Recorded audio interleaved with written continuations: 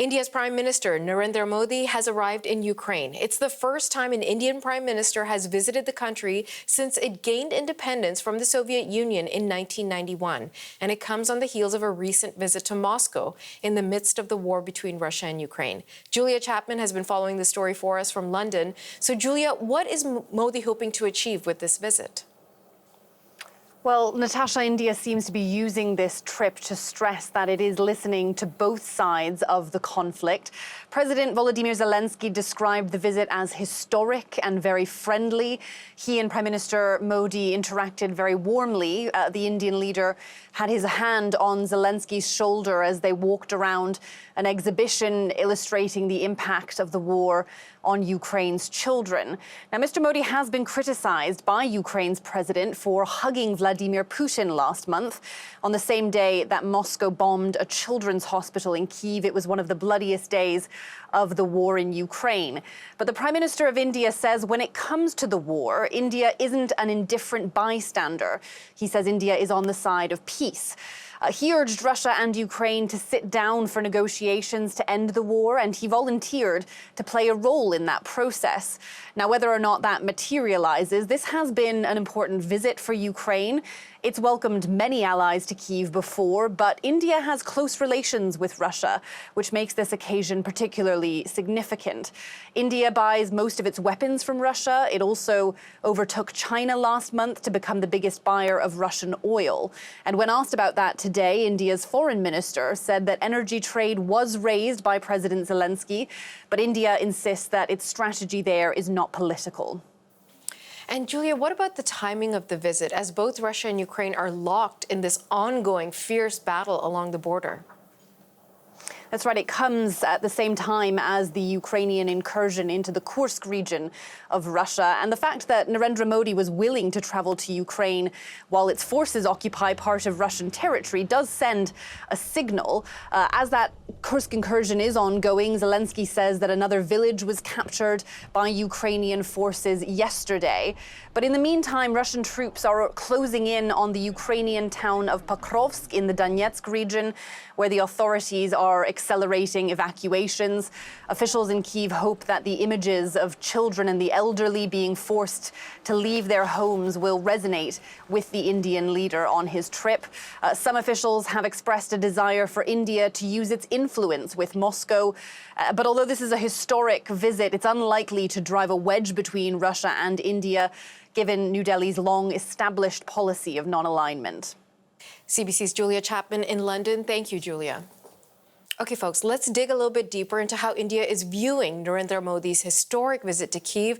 We have reached Suhasini Haider. She is the diplomatic affairs editor at The Hindu, an Indian English language newspaper. Suhasini, very good to have you back on the show. Let me begin by asking you the question I just asked Julia. What do you think Modi is hoping to achieve with this visit?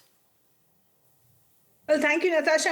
And I think, as Julia said, it is about showing that India is making a balance on the war in Ukraine. Remember, India's relations with Russia are far greater, are far more substantial, longer, deeper than India's ties with Ukraine. Just the fact that Prime Minister Modi is the first Indian Prime Minister ever to visit Ukraine, whereas with Russia there are annual meetings at least, should be an indicator of the difference in those ties.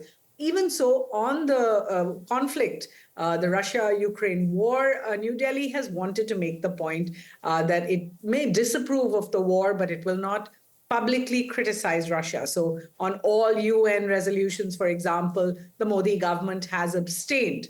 It has not accepted Western sanctions, ignored them, in fact, increased its oil imports from Russia during the war. It hasn't also accepted Mr. Zelenskyy's request for either joining peace summits at a political level or to include Ukraine in India's hosting of the G20 last year.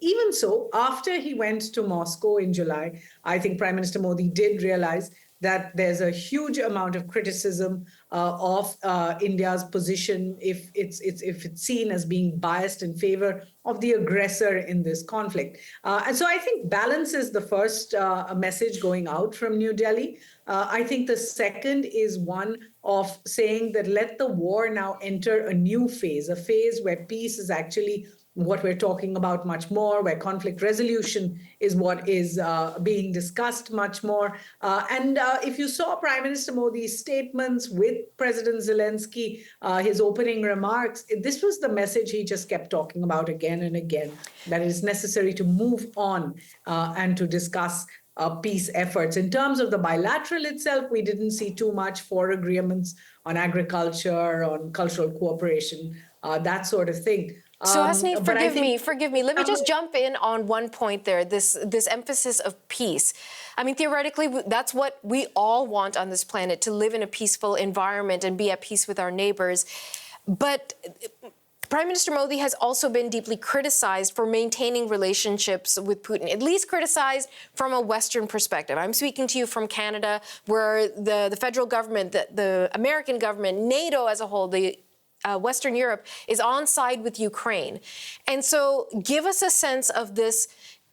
Is it an Eastern way of thinking? Is it a developing nation way of thinking that, you know what, we're not taking sides in this. This is not our battle. And yet we are committed to peace. Like, what is the strategy there? I think there are three bits to it. One is, as you said, that this is not, in fact, Asia's war. The foreign minister, Jaishankar, has publicly said that, Europe's war is not the world's war. The second is that India is a part of the global south, the developing world, and it is as affected by the war as it is by the sanctions by Western countries as well, that put a stop on food, fuel, fertilizer exports from Russia, put sanctions on Russia, made it difficult for India to pay for some of its defense hardware from Russia as well. And I think the third message, if you like, is the idea that India does not want to be seen necessarily as taking sides in the conflict, simply because it does not see itself as a part of that conflict in any way. Of course, there is India's non-aligned posture, which is a part of it. But it's also in terms of saying that there are lots of conflicts out there in the world. We don't hear the West, for example, speak in quite the same way about the conflict in Gaza. We don't hear the West talk about the issues that India has faced on its fronts and its rivals with Pakistan and China.